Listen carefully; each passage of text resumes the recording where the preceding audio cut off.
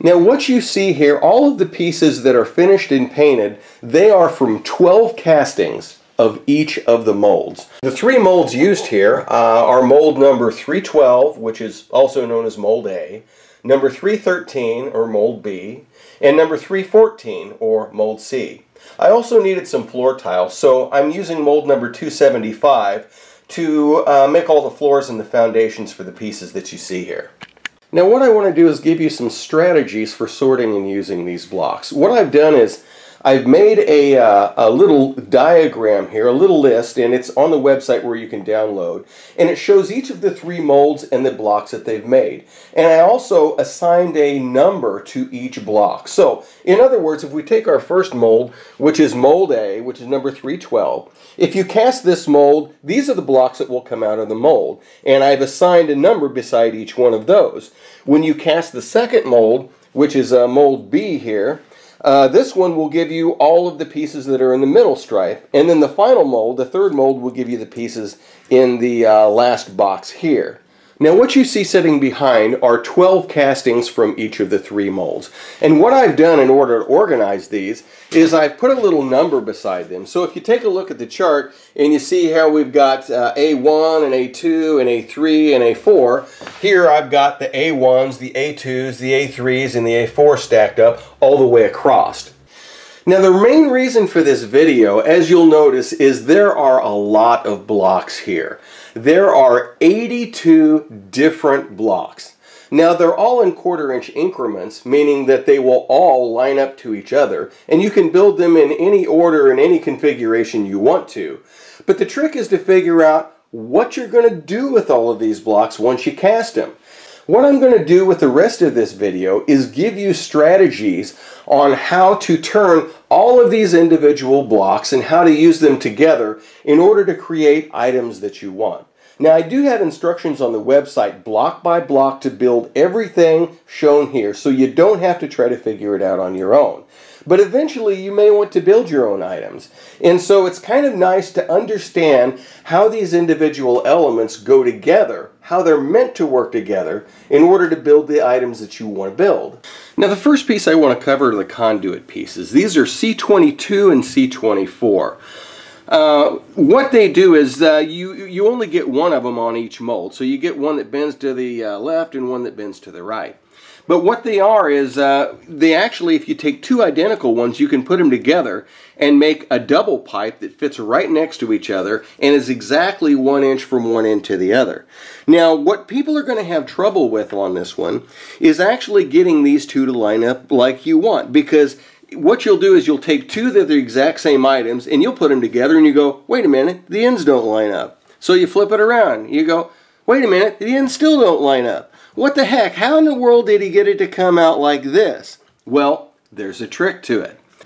If you take a look at one of the conduit pieces, what you want to do is realize that there is an inside and an outside of the piece. Now the inside of the piece is this edge right here is exactly 1/4 inch, and this side is exactly 1/4 inch. The outside of the piece, this side is really long and this side's really short. So it's not exactly an even piece on both sides. So what you do is you find the sides that are the inside. In other words, this length is 1/4 inch and this length is 1/4 inch. They're both the same length. That's the inside, okay? So when I line my other piece, well, this is really short and that's really long. Oh, wait a minute. Okay, let's spin it around. Okay, this is exactly 1/4 and this is exactly 1/4. Then when you put them together, the 2 halves will line up and it'll be perfectly flat from edge to edge and exactly 1 inch apart. The next pieces I want to demonstrate to you are pieces A8, A16, and A21. As you can see, they have kind of an angle to them. The back is square, but the front actually has an angle to it. If you stack each of these up, and they're exactly 3/4 of an inch high, what you can do is you can make a corner, a tall corner that's about 3 blocks tall. And really 3 blocks tall is about as tall as you want these actually to be. Any taller than that and these pieces get a little bit too busy, a little bit too complicated if you go over 3 blocks high. Now by that same regard, let's shove this out of the way, we also have some angle blocks that aren't corner, but they're pretty much wall. This one right here is B4, this one here is A9, and this one over here is A11. And once again, you can stack these three on top of each other, and they will form an angle pretty much like this.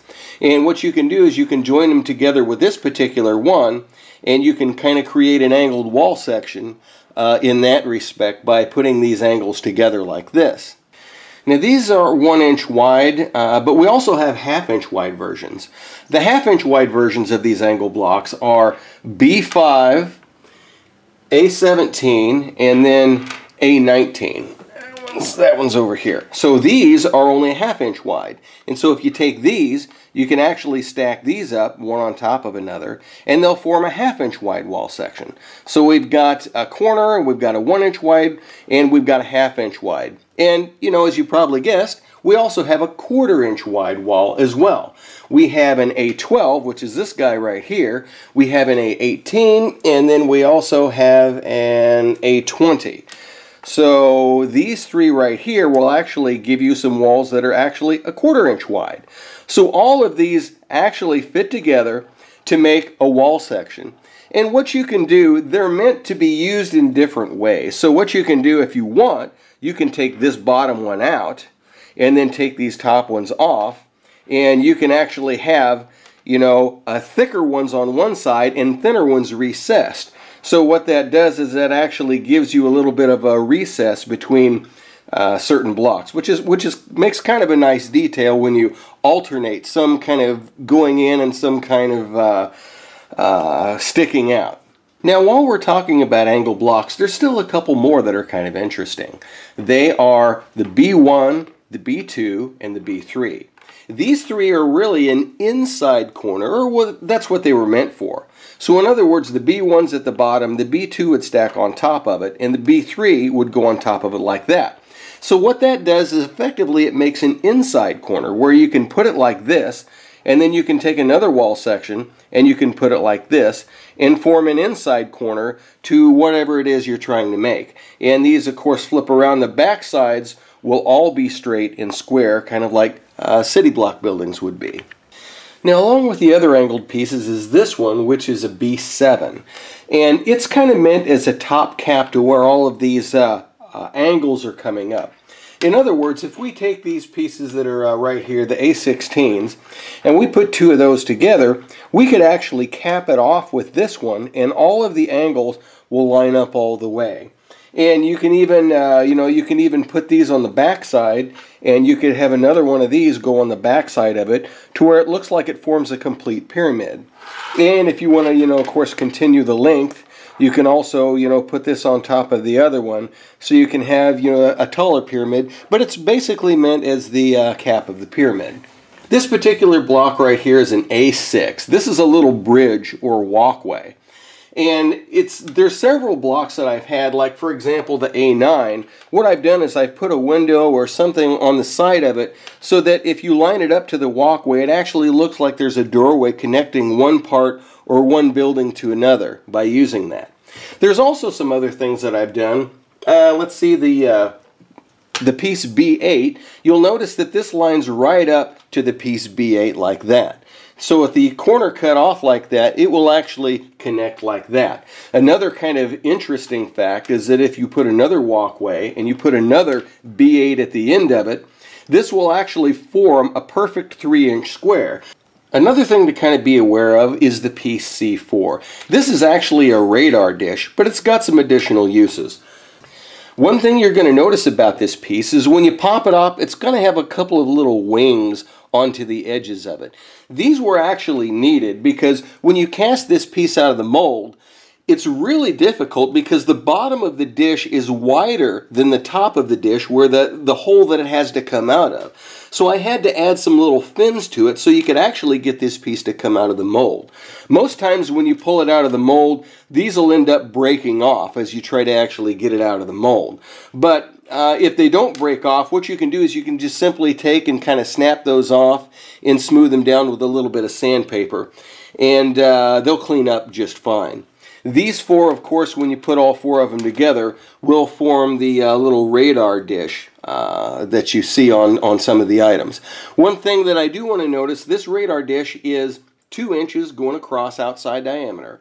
But if you flip it over, and by the way, this little middle hub is the exact same height as the outside edge. So when you flip it over, it will actually stand up. Each piece will stand up on its own and be perfectly flat.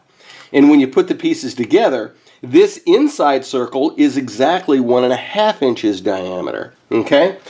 So what happens is, for this particular example here for the radar dish, you'll notice that I used these pieces for the dish itself, but I also flipped it upside down to use it as the turning base for the radar because the diameter is smaller and it actually looks like something that it could rotate on.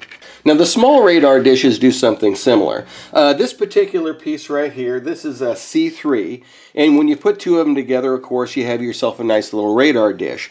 This radar dish is exactly 1 inch from edge to edge. If you flip it over, what we have is a diameter circle that's exactly 3/4 of an inch from edge to edge. So this can also be used as a smaller gun's turning base. This piece, C6, can be used a couple of different ways. You can use it flat so that it can be forming a balcony. And you can also turn it on its side so that it can form what looks like a kind of a pivot. The C13 and C14 pieces are pretty easy to explain. Basically, you've got a gun head that sits on top of the body. But what you don't kind of realize is that this gun head can also sit on top of other things. Like if you take a B19 piece, you can take this, and the gun can actually sit up on top of there and form one of those. And it's the same as well with like a C7 piece. It's also got a round here. You could put it on top, and you can actually have a gun off of any round flat surface. Now, this is B20 and this is B21, which are kind of interesting pieces. These two, of course, can fit together to make a rotating turret. And it was mainly meant to go with piece B8. So you can take and you can set this inside piece B8, and you can actually make a gun that rotates any particular way you want to set it. But there's also some other uses for it. You can take and put it on piece A9. In other words, this is made so far apart that you can actually set this back in and actually have a gun that way. And also the round halves, if you're not using the back half, you can also take the round half and simply glue it against something on the side to make kind of a different shape of a building like that. Now pieces C1 and C2 here were actually meant to make a large diameter circle. If you put these together, you'll need 4 of each. Put them all together, and what you'll end up with is a 3-inch by 3-inch square on the outside. The inside is not a perfect 2-inch circle. It's actually a little bit larger than that. But I did that for a specific reason. This piece right here is exactly 1/2 inch wide. So you can line something up to it like here and here, and this distance is actually, perfectly 1/2 inch. So the same way as this up here, this right here is exactly 1/2 inch wide across from here to here. So you can actually line some other buildings and other pieces up to it, and it will line up exactly. That's why the diameter is a little bit larger on that one. Now these pieces were used to make, of course, the side of the bridge that I have here, but I also used it for larger things like the reactor here. And you notice I didn't fit them all together. I actually put a little bit of a spacer in between them to make this diameter circle just a little bit larger. This little piece here is a C15, and it actually has a couple of uses. If you take the bridge piece, the A6, you'll notice that it lines up exactly like that. So you can have a walkway going out that just kind of extends out. But the end angle is meant for a certain reason. In other words, if you take a regular angled piece like the B4 here and you put it up against it, the angle will line up exactly. And the bottom of this is exactly a 1/4 inch out. So you've got 1 inch plus a 1/4 inch. So the bottom here is exactly 1 1/4 inch. So what you can do is, if you want walkways connecting angled buildings, you can actually take one on one side, put it like here, and then you can take another one, like this one right here, and put it on the other side, and connect a couple of buildings with a walkway in between, and these will line up in even increment inches. Now another group of pieces I have are this one, which is C9, this is C10, this is C11, and this is C12. And also the A23 kind of goes along with this piece. These pieces are kind of meant to go together. And you can kind of see it when these two pieces line up like here. And then, of course, this piece you can kind of stick on end and put it up like there, and that's actually a 1/4 inch thick. But if you wanted a 1/2 inch thick base, you could flip this sucker around right here, and then you have a 1/2 inch base, and it all lines up really nice. One thing that you may not be aware of, though, is the very top of this. If you take the very top of it and flip it up, it looks like there's basically a 1/4 inch distance between the bottom of this. In other words, if you stand this piece up on a 1/4 inch block of some kind, it will actually line up exactly like this here. So you can have a ridge that goes up the side and then cuts across, as long as you kind of shim it up a 1/4 inch exactly. These particular pieces are a C25 and a C26, and you'll probably notice that they fit together. And so what they do is they form an exact 90 degrees. Now, there are some other things that I'd like you to be aware of on the conduit. One of these is the C29 piece, and it's really nice for just kind of butting against and kind of bringing the conduit to an end. But what you may not be aware of is that the angle on this C29 piece, the top is exactly a 1/4 inch, and it's the same angle as all the other pieces. So what you can do is you can take a regular block like this, flip it upside down, and then you have exactly 1 1/4 inches across the bottom, and then you can run conduits. What it does is it allows you to run conduits from one angle piece to another angle piece and still end up with perfect increments in it. Now, the conduit pieces are kind of fun to play with.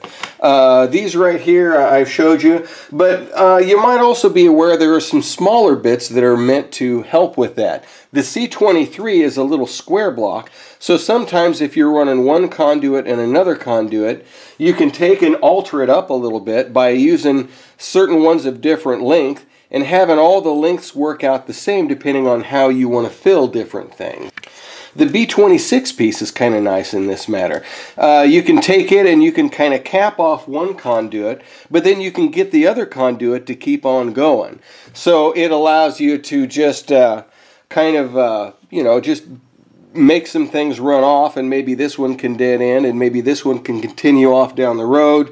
And all of these will work out in, perfect 1/4 inch increments depending on how you want to arrange them.